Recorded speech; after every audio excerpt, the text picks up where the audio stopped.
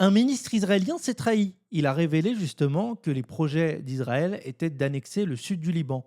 Qu'est-ce que ça nous dit? Ça nous dit que du coup, les complotistes, hein, comme on aimait les appeler, qui nous parlaient du Grand Israël, bah, c'est réel. Le Grand Israël existe bel et bien et c'est un projet qui est en devenir, hein, puisque un journaliste israélien, enfin un journaliste, un ministre israélien s'est trahi, puisque il a révélé les projets. Donc, annexer le sud du Liban. On a tout un article de BFM TV. Bon, BFM TV, qui est maintenant, hein, avec un journaliste qui est à Téhéran, qui s'est notamment énervé contre BFM TV, qui diffuse des fake news selon lui. On va faire d'ailleurs un cours dans cette vidéo de géopolitique, de géographie surtout, puisque bah, on a vu que les députés européens ne connaissaient même pas la map. Donc la map du monde, ils ne la connaissent même pas. Est-ce qu'il faudrait peut-être les envoyer au front, ces gens-là?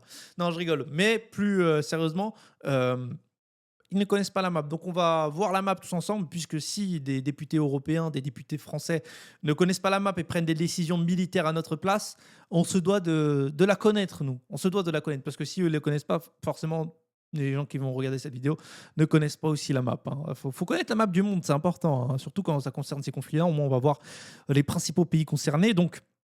On va voir aussi un ministre, enfin non, le porte-parole, je crois, du gouvernement iranien, qui va nous parler justement de ce projet-là du Grand Israël, et que la prochaine étape, c'était peut-être l'annexion de l'Iran, hein. Depuis le 3 février, ce discours a été prononcé et il a beaucoup de sens maintenant. Il y a beaucoup de significatif.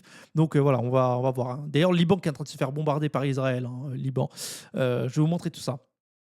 Donc, on a cette map du Moyen-Orient, donc on peut voir à peu près tous les pays, les différents pays, et cetera, qu'il y a au Moyen-Orient, et on voit d'ailleurs, que le Liban, voilà, le sud du Liban, est collé du coup à Israël. Israël qui compte et qui veut reprendre la Cisjordanie et le sud du Liban. Donc maintenant, c'est officiel. Mais maintenant qu'on sait ça, on sait que justement, la prochaine étape, tu vois, quand la bande de Gaza sera complètement annexée, hein, parce que c'est leur projet, même s'ils n'y arriveront jamais, quand ils auront réussi à ça, quand ils auront réussi ça, ils vont tenter de prendre la Cisjordanie. Donc c'est la prochaine étape, hein, du Grand Israël, hein, la paix mondiale, comme on l'appelle, hein. Théo Malini, là, qui fait sa vidéo et qui nous dit que l'Iran sont les méchants, voilà, l'Iran qui n'ont pas de visée expansionniste, hein, parce que Israël a une visée expansionniste, hein, parce que quand on regarde ce qu'il compte faire de la Cisjordanie, donc compte l'annexer, compte en faire une colonie israélienne, hein, et le Liban pour la suite, donc avec le sud du Liban qui va être annexé, hein, pour cette idéologie-là du sionisme, hein, qui est complètement décadente et délirante. Enfin bref. En tout cas, le détroit d'Ormuz qui est ici, les États-Unis essayent de le récupérer. Donc c'est pour ça que d'ailleurs, hein, Bahreïn, le Qatar, etc., a été bombardé, hein. Il y a des bases militaires américaines, etc. là-bas. Il faut faire pression pour justement faire retomber ces tensions-là et surtout calmer Israël, hein. Israël, ils vous font croire que oui, on essaie de trouver un terrain d'entente avec l'Iran, etc. Vous tuez les leaders, vous tuez je sais pas quoi. Et après, vous voulez négocier. Enfin, après, au bout d'un moment, faut quand même se remettre en question, hein. Et ce que je vous disais, voilà, le conseiller politique du guide suprême de la Révolution et de la République islamique de l'Iran, d'ailleurs islamique, hein, non pas islamiste, parce que l'islamisme, si vous voulez, dans la définition française, hein, parce que moi je ne suis pas d'accord avec cette définition, parce que l'islam n'a rien à voir avec ces idéologies-là, hein, qui sont totalement étrangères, hein, quand vous regardez, quand vous étudiez l'islam un tout petit peu, vous comprenez vite que ça ne peut pas être des musulmans, ces gens-là. Enfin bref. En tout cas, et en plus, nous, ça se voit, c'est personnifié. Enfin, nous, on voit vraiment que nous sommes totalement contre cette idéologie islamiste, hein. Et l'islamisme, hein, parce que je vois les vidéos de Théo Maline notamment, lui, on faudra en faire une vidéo, lui, de à quel point ce mec est corrompu.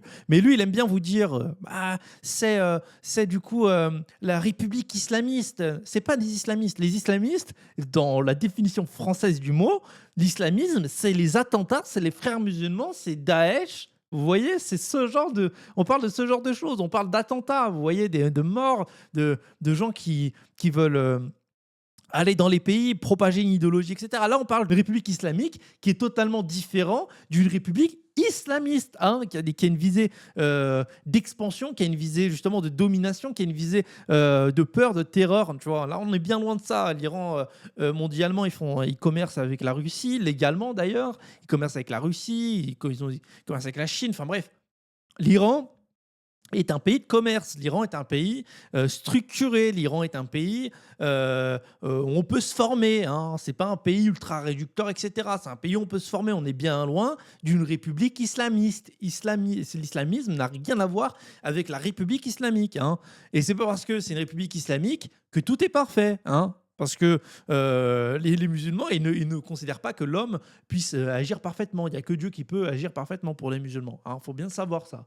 Parce qu'il y en a qui disent oui, mais vous voyez très bien qu'une société islamique, c'est pas parfait. La perfection n'existe pas, et même pas en ce monde. Ça n'existe même pas. Hein. Tout a une date de péremption.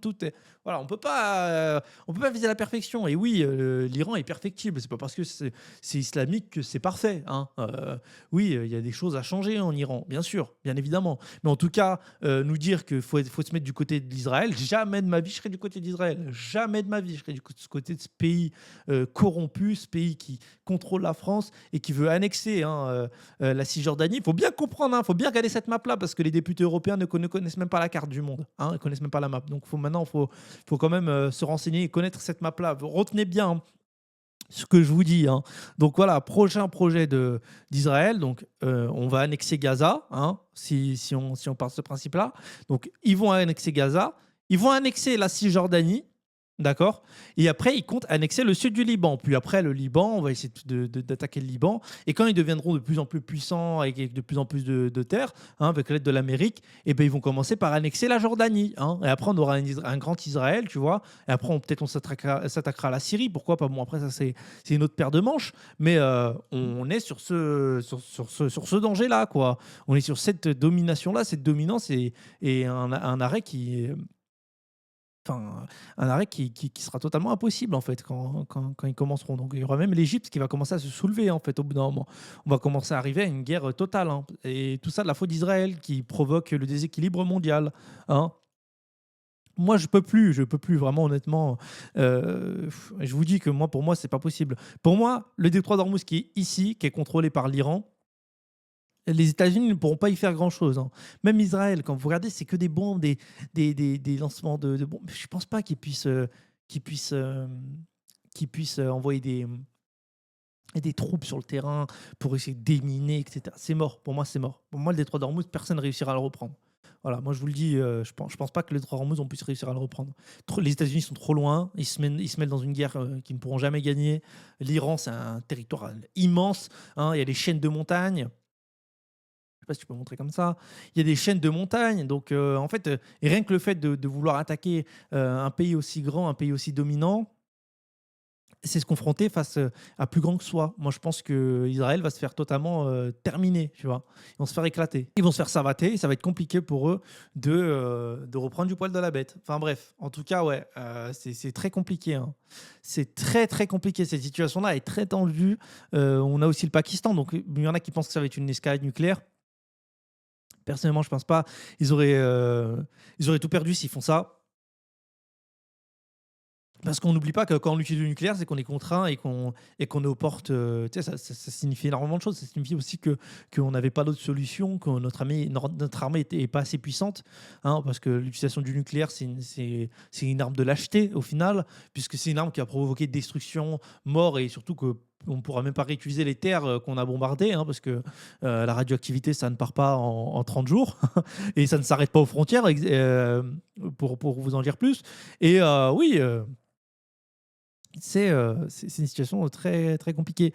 Mais si, imaginons, le nucléaire venait être employé, on a le Pakistan qui est juste à côté, hein, qui enverrait directement une bombe nucléaire sur Israël. Et voilà, le projet du Grand Israël ça mettrait un terme à tout ça, quoi. En tout cas, c'était tout pour cette analyse. J'espère qu'elle a été concluante. J'espère que ces infos, vous auront été utiles et n'hésitez pas, comme d'habitude, à mettre un like et à vous abonner. Je sais qu'on n'est pas beaucoup encore sur cette chaîne, mais les stats augmentent, hein. On a une augmentation de plus de 60 sur la chaîne, donc ça fait plaisir.